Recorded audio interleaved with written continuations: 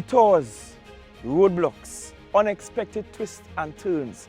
You probably experienced your own share of these in 2023. And as an island, we contended with our portion as well. In fact, it was just last week, literally days before Christmas, when spirits are usually merry and bright, that heavy rainfall out of nowhere, dampened the season for the villagers of Charlottesville.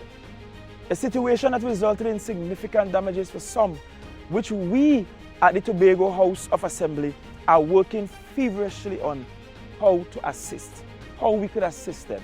But even as we stand here on this newly developed Friendship Connector Road, I am reminded that challenges are indeed part of the journey.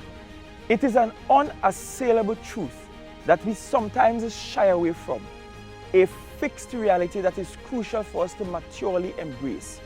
Challenges will inevitably be part of any worthwhile endeavor. There remains wisdom in the maxim that the easy road is not necessarily the best one. These challenges, however, ought to never be interpreted as signals to give in and to stop pushing forward. As an administration, we propose to press on, knowing that the addition of this Friendship Connector Road would ultimately redound to the greater good of Tobago and the Tobagonians. And this is not just about building a new roadway.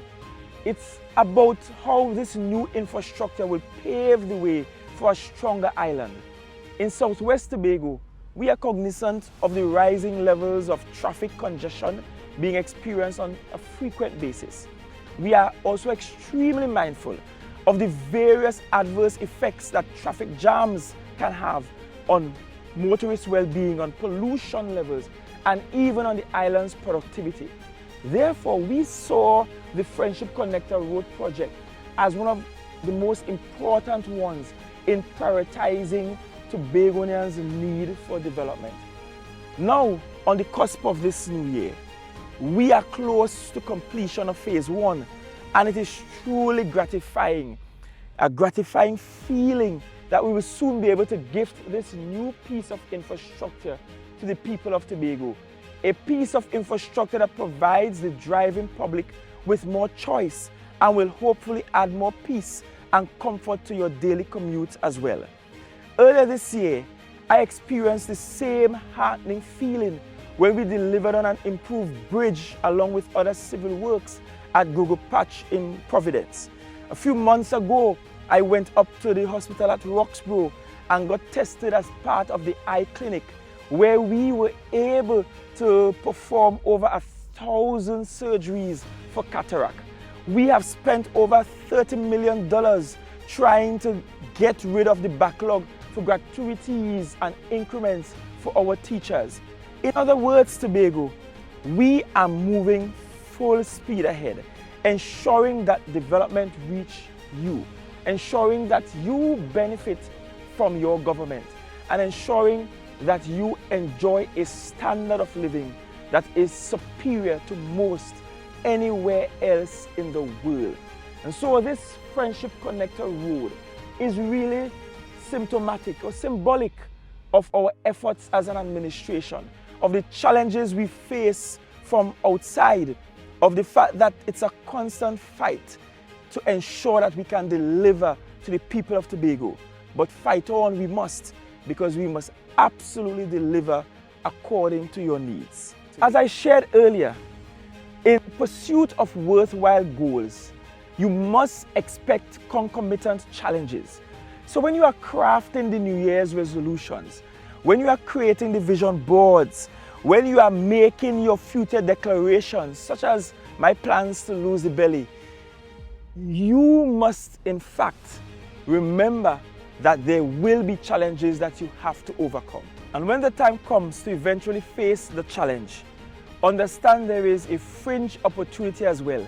Instead, view your challenge as a clarion call, an invitation to insert greater effort, to apply more lateral thinking, and to test the strength of your resolve. Believe, truly believe, that the boulders which you encounter in your personal lives can be transformed into building blocks so as long as you remain willing to apply the needed pressure. My fellow Tobagonians, I believe that we must adopt a similar attitude for community and island building. As Tobagonians, we absolutely cannot afford to cower in the face of any challenge. For when we cower, we subtly hand over our power and decrease the possibility of conquering the obstacle down the road. And some things are far too valuable for us to give over without a fight.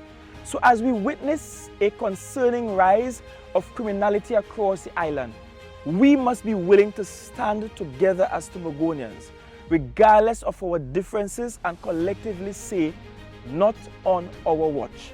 The paradise that is known as Tobago shall not fail and shall not fall. Therefore, we cannot allow fear to cause us to turn a blind eye to the wrongs around us. After all, silence empowers darkness. As Tobagonians, we must also be willing to ask for a spiritual intervention for this island and render the crucial support to our security forces.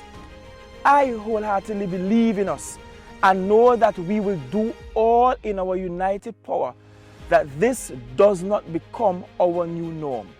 Tobago's progress will not be derailed. We have an island and a people to continue pushing towards greatness. Time and time again, we have shown that we are tenacious. We have demonstrated that we are indeed a resilient people, capable of weathering any storm. This is the Tobago that I know. This is the Tobago that I love. This is the Tobago we must protect.